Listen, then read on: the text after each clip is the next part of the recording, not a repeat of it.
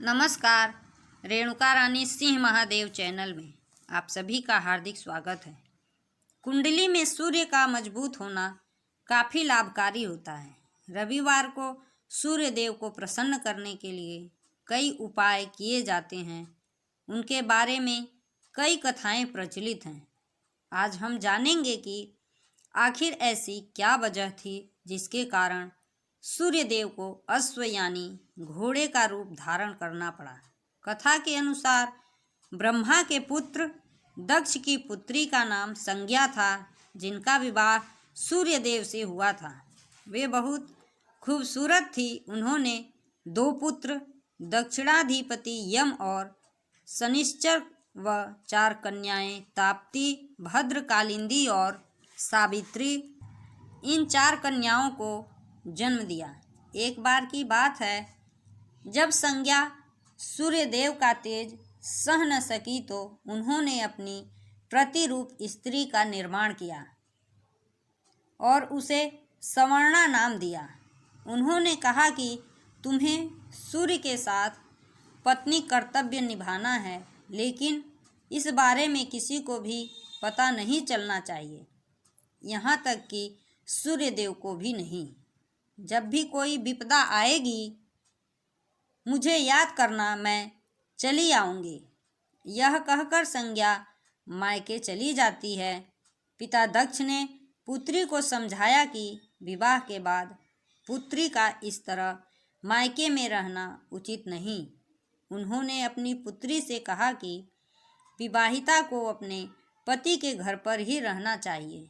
विवाह के बाद यदि पुत्री मायके में रहती है तो इससे उसके माता पिता को दोष लगता है। यह बात सुनकर संज्ञा को स्त्री जन्म लेने पर दुख हुआ और तुरंत ही संज्ञा ने घोड़ी का रूप लिया और निराहार हिमालय पर तपस्या करने का निश्चय कर निकल गई।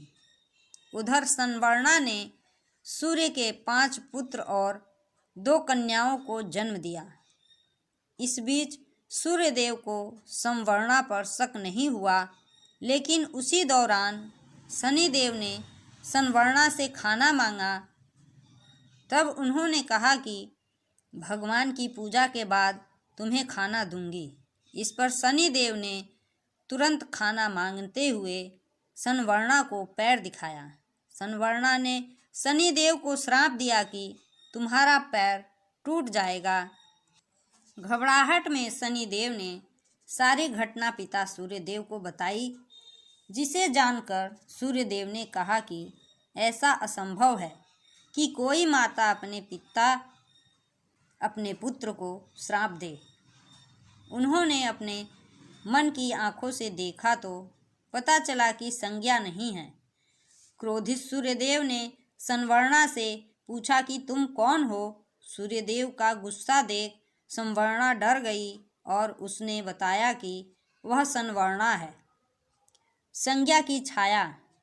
संज्ञा हिमालय पर्वत पर तपस्या कर रही है। सूर्यदेव ने शनिदेव से कहा कि बेटा, संवर्णा तुम्हारी माता के समान ही है। उनका शाप बेकार नहीं जाएगा, लेकिन ज़्यादा प्रभाव भी नहीं पड़ेगा। इससे तुम्हारा पैर टूटने के बजाय टेढ़ा हो जाएगा। तब से शनिदेव का एक पैर टेढ़ा है। सूर्यदेव ने मन की आंखों से देखा तो पाया कि संज्ञा हिमालय पर्वत पर घोड़ी के रूप में तपस्या कर रही है और दिन रात सूर्यदेव का नाम जप रही है। उसी समय सूर्यदेव ने अश्वरूप धारण किया और संज्ञा से मिलने पहुंच गए।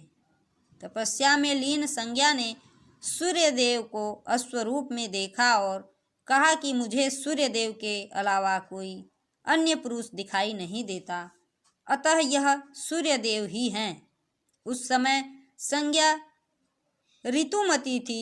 सूर्यदेव का वीर्य पतन हुआ, जिसे संज्ञा ने नासिका विवाह द्वारा ग्रहण किया, जिसके बाद वह गर्भवती हुई और नासिका विवाह द्वारा ही अश्रवी देव और वैधस्व नामक 2 पुत्रों को जन्म दिया, जिसके बाद अश्वरूप संज्ञा और सूर्य दोनों धरती पर अवतरित हुए